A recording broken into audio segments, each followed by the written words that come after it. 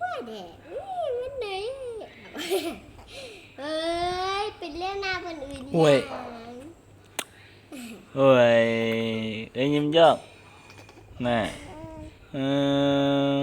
mặt ơi nhím giọt